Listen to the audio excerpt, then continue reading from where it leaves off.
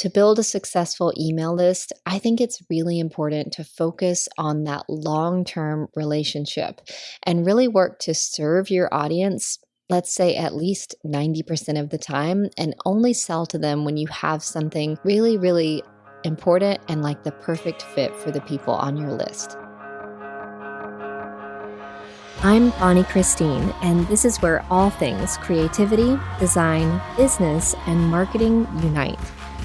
I'm a mama living in a tiny town tucked right inside the Smoky Mountains, running a multi-seven-figure business, doing the most creative and impactful work of my life. But when I first set out to become an entrepreneur, I was struggling to make ends meet and wrestling with how to accomplish my biggest dream of becoming a fabric designer.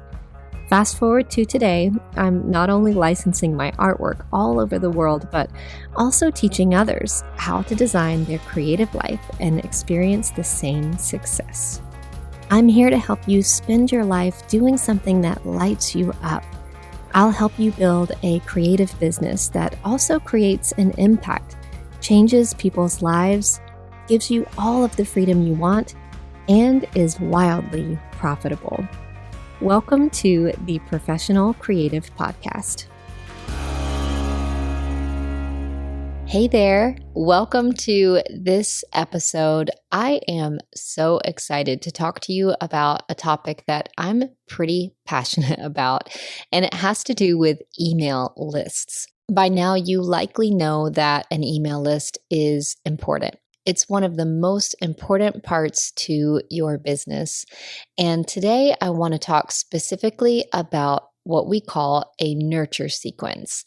Now, you could hear this also described as an onboarding sequence, but what it does is anytime someone joins your email list, they go through this sequence of emails first.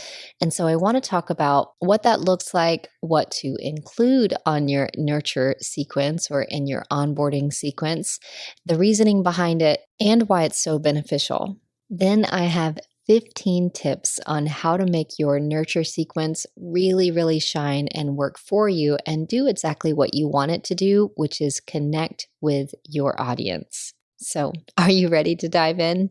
As a creative entrepreneur, having an email list is a critical part to growing your business. And so let's just start there. If you don't have an email list, I want you to consider starting one. An email list is so important because you have complete control over it. In other terms, when you're sharing on social media and on other platforms, at the end of the day, you don't own those platforms, and so you are at risk. Another way to think about this is building your business on borrowed land versus building it on land that you own. And the land that you own would be your email list. In fact, a hope that I have for you is that somewhere down the road, if you are launching something huge on a day and all social media sites go down, you would be just fine. You wouldn't be worried at all because you have an email list that you're relying on as a way to communicate with your audience. And so that's the goal. And it feels like such a security and almost like insurance for your business. In fact, having an email list will actually ensure that anything that you want to do is successful as long as you are connecting with your audience and offering them something that's in line with what they want. But this is the best way to prevent launching to crickets. You know that phrase, launching and it being silent on the other end, which is not fun. We've all been there. And how to experience more consistent income. So speaking of launching to crickets, I see this happen, every year, several times. Someone will have a new offer or product or service that they are launching into the world, and it'll just fall flat. They'll be disappointed in the results, they won't hit their goals, and for whatever reason, it feels like they launched to crickets. Chirp, chirp. And it's usually because they either don't have a list, they haven't nurtured their list, or they haven't grown their list. Meaning sometimes people will launch the same thing over and over again to the same exact list without growing it in between launches, and that's a problem as well.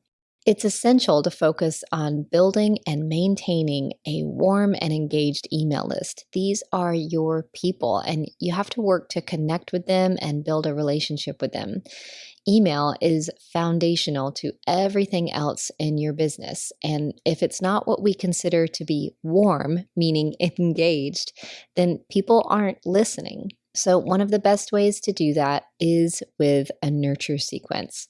To build a successful email list, I think it's really important to focus on that long-term relationship and really work to serve your audience, let's say at least 90% of the time, and only sell to them when you have something really, really important and like the perfect fit for the people on your list. This approach helps you build trust and loyalty and connection and a relationship with the people who are on your email list. So before we get into my tips on a nurture sequence specifically, I want to talk about the three main different types of emails. So number one is what we're focused on today, which is a nurture sequence, or sometimes it's called an onboarding sequence. And this is a set of emails that someone will get when they join your email list so that everyone gets the same onboarding experience. We'll come back and talk about that a lot more in just a second. Then there's what we call a broadcast. And so a broadcast is a one-off email. You can think about these as emails about what's happening, the latest in your studio, if you have a new podcast that comes out or a new course that comes out. It's a one-off written email. A lot of times these are written either in the moment or, maybe up to a week in advance. And so often this is like around weekly content that you're releasing and then sharing about with your audience.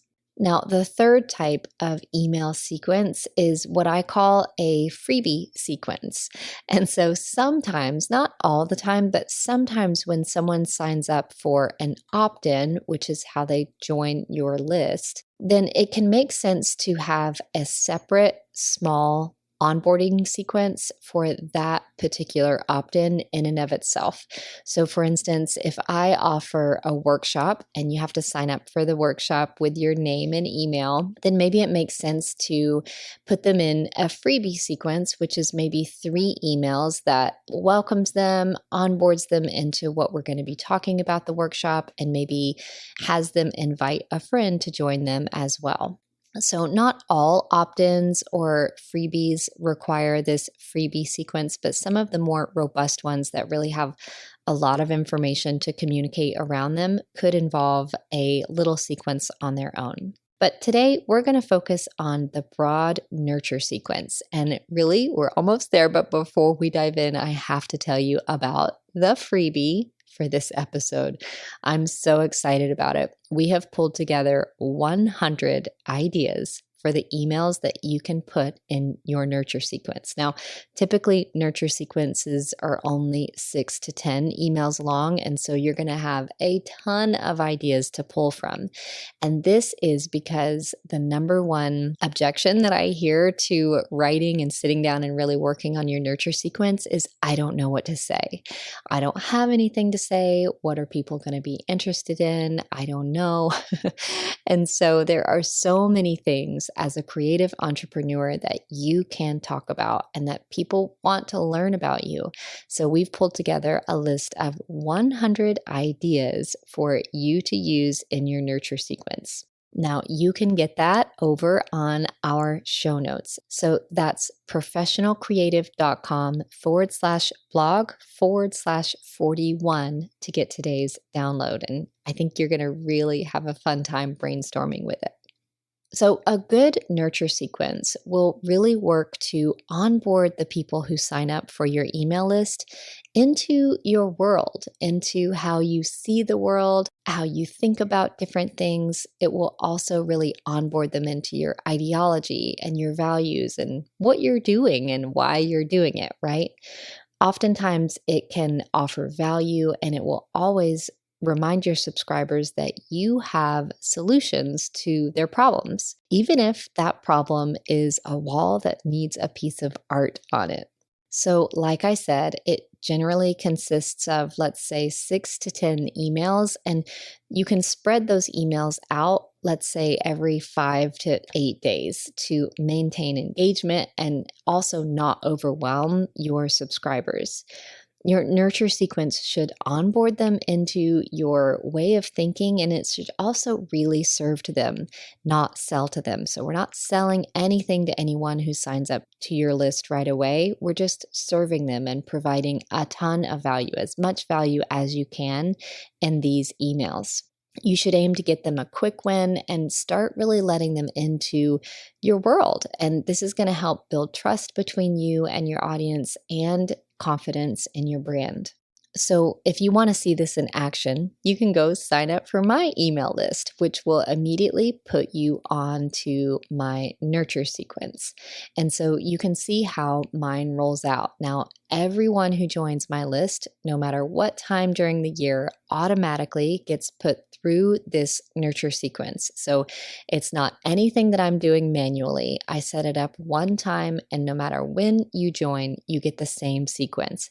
Then you begin getting my weekly broadcasts, which is such a great onboarding experience so that you can kind of catch up to what I'm doing and who I am and why I'm doing it before we just dive right into weekly content. So that's the idea behind a nurture sequence.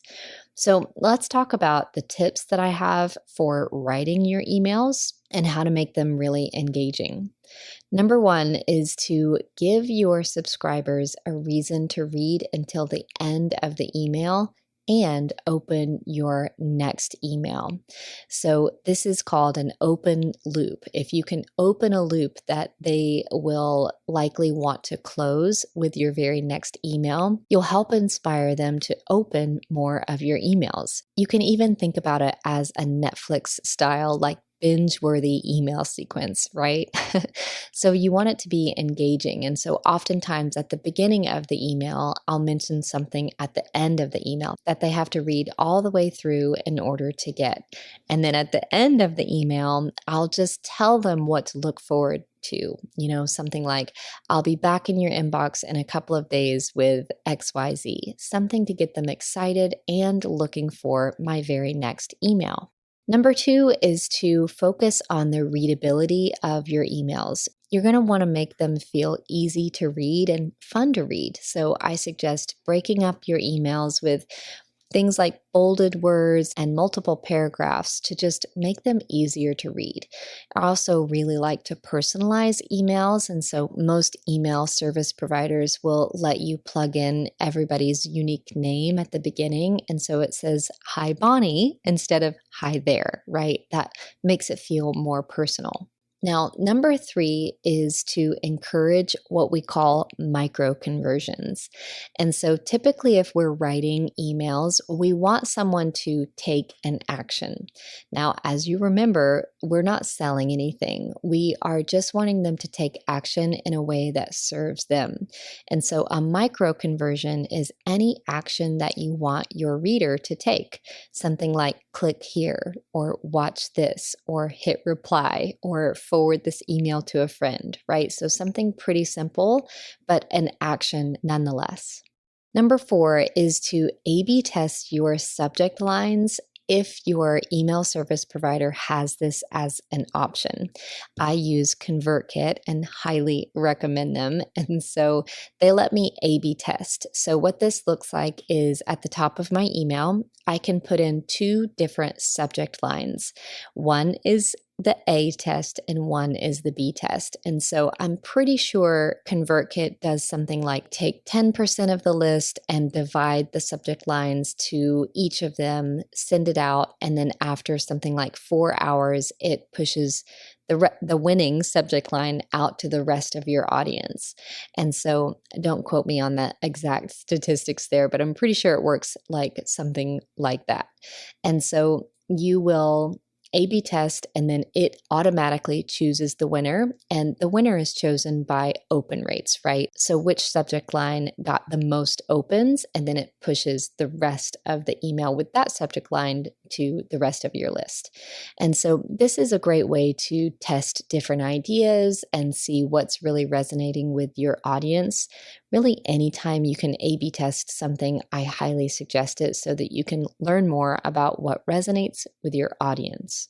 Number 5 is to, if you can, ask your subscribers to hit reply and answer a question that you've asked. This really helps build connections and spark conversations and helps you really get to know the type of person who is on your list. The other thing that it does is it tells your email service provider that you have an engaged audience and people are having conversations back and forth. And so your content is good. Number 6 is important, and I see this one messed up all the time.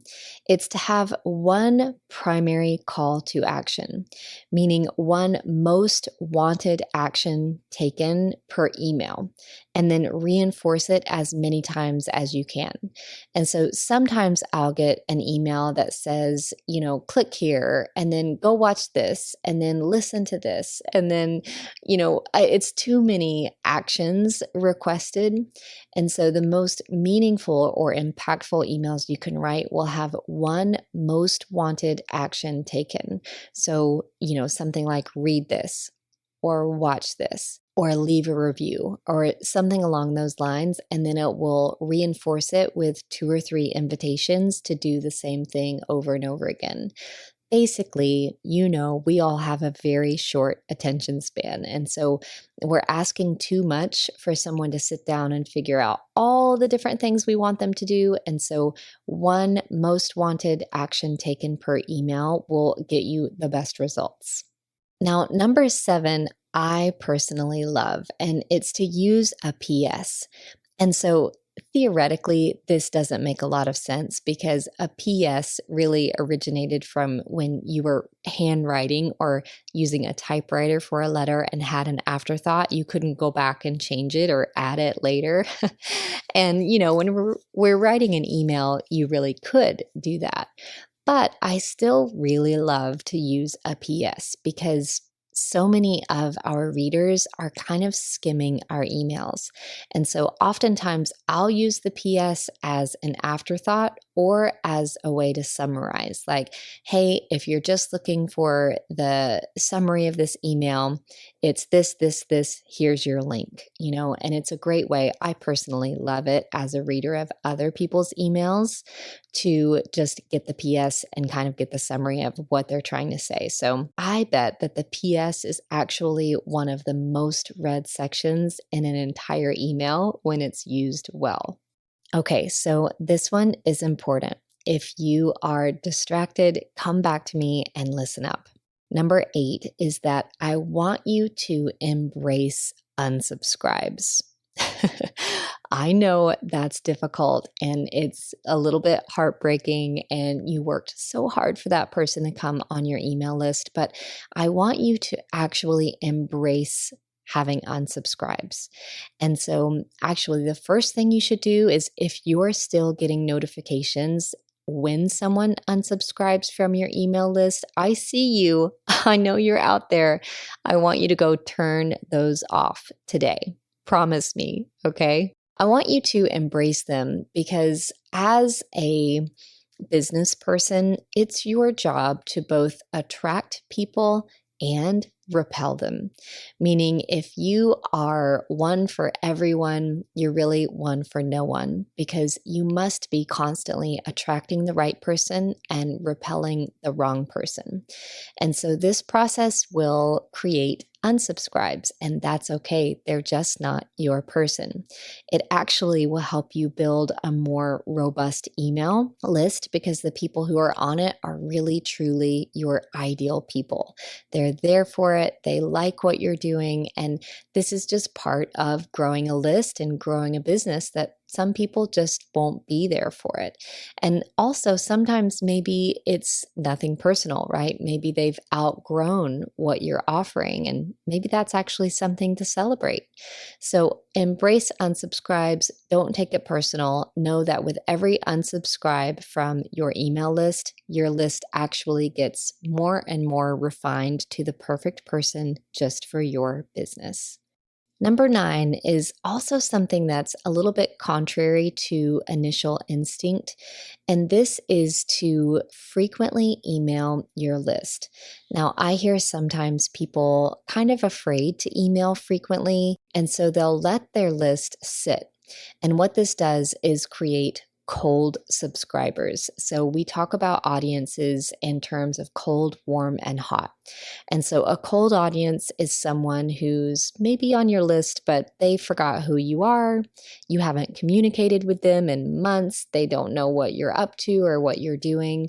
And so they might get an email from you and think, who is this? I can't remember why I even signed up for this. And so the truth is that not emailing frequently can actually increase your unsubscribes, because when you do finally email, they don't remember who you are. And so your unsubscribes will go way up. And so I like a frequency of just something consistent. It could be once a month. It could be once a week. It could be once every 2 weeks. But anything that's super inconsistent is going to lead to a colder audience. And so if you think about consistency and frequently entering your audience's email list, then they'll be engaged and warm.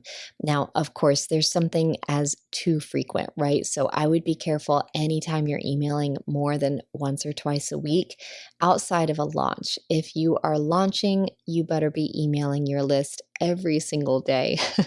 But for just normal ongoing emails, I would say keep it to once, maybe twice a week, and maintain that consistency. Number 10 is going to be to segment your email list into categories if necessary. This won't apply to everyone, but if you've got more than one side to your business, it can be really nice to segment your list so that you know who you're talking to about what.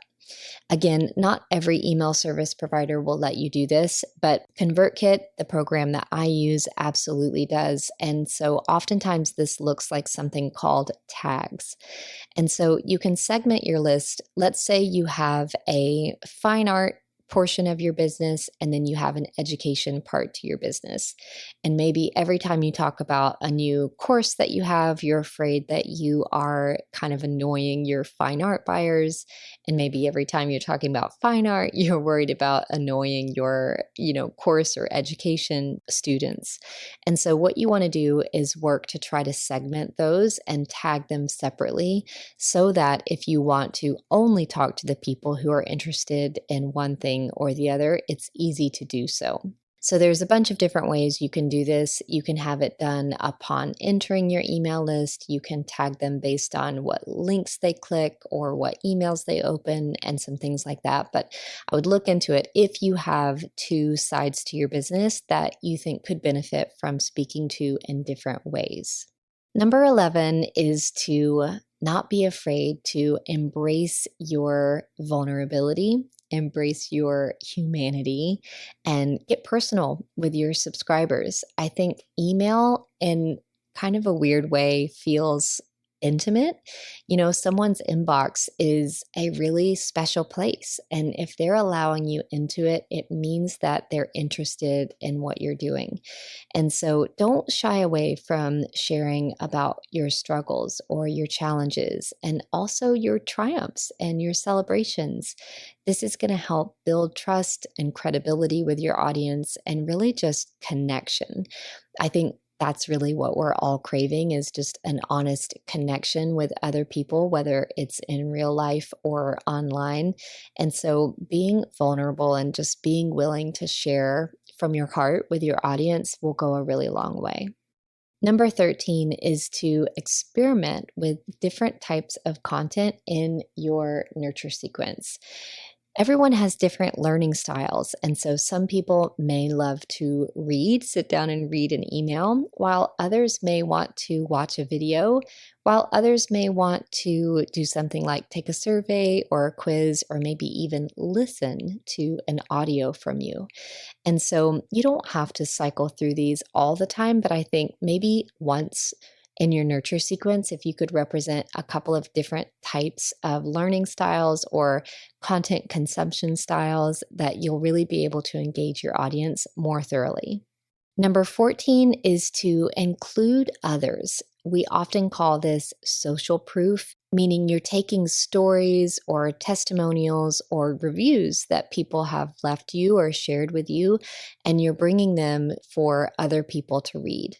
This is a really nice way to kind of reiterate what you're doing and why you're doing it, and also build trust. I don't know about you, but I love reading reviews. And so it's easy for someone who's at the lead of a company to tell you all the reasons why their business is great, but it's an entirely different experience to hear from people who have already interacted with it. Maybe they've used your services or products or offers in some way, and they've had a great experience. And so you can bring their story to life through your nurture sequence.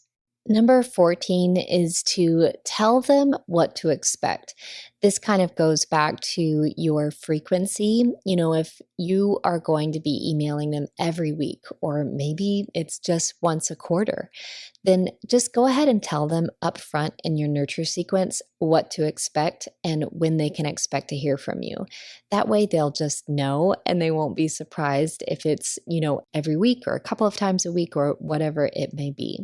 And the last one, number 15, is just something really simple that I see a lot of people miss. Oftentimes, we're talking about opt-ins. These are freebies that people want to sign up for, and in doing so, they get added to your list. So you can think about workbooks or workshops or free downloads of any kind.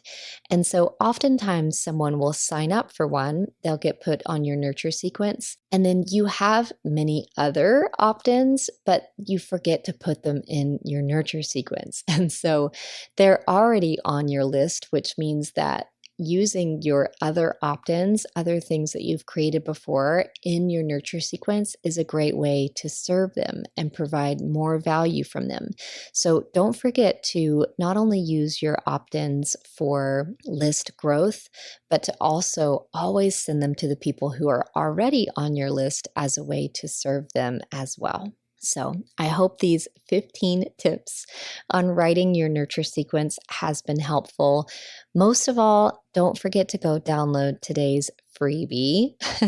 You can do so at professionalcreative.com/blog/41. And that is a list of 100 ideas for your nurture sequence. I think you're going to absolutely love it. You're going to walk away with more than enough ideas to get going. And I want you to work on getting this set up. This is something that we love to overthink. We get overwhelmed by it, but let me tell you a secret. Even if you don't even have an email service provider right now, you could find one, get set up with it, and get your nurture sequence up and running in, I would say, less than a day, maybe 2 days max. It's really not that difficult. And once you have it, you'll have it forever, and you'll be able to grow your business. So don't procrastinate on this. It's too important to not get your focus on. So focus on building and maintaining that audience. Get them engaged, keep them warm, and connect with them, and create a nurture sequence that really offers them value and serves them. I hope that you enjoyed this episode. Thank you so much for tuning in. Remember, always create the beauty that you want to see come alive in the world. And remember, there's room for you. I'll see you next week. Bye for now.